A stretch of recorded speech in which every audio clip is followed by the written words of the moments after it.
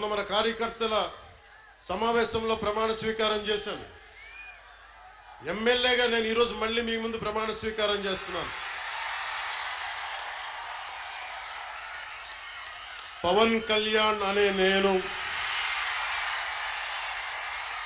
భారత రాజ్యాంగానికి కట్టుబడి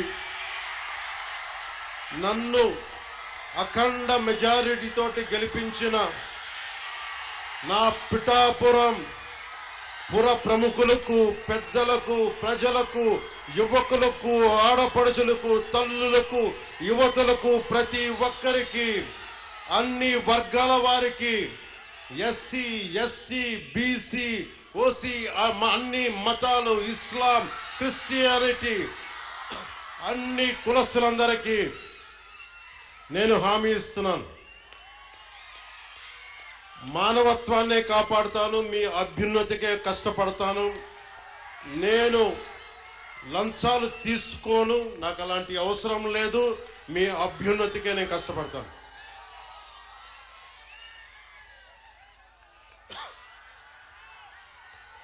నేను చాలా రోజుల నుంచి మీకు చెప్తా ఉన్నా,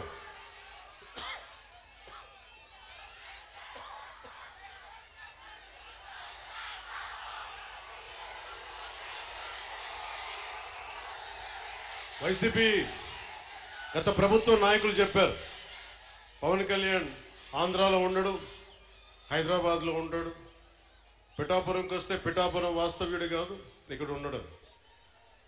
నేను ఈ రోజున పిఠాపురం వాస్తవ్యుడిగా, సంపూర్ణ వాస్తవ్యుడిగా మారాను.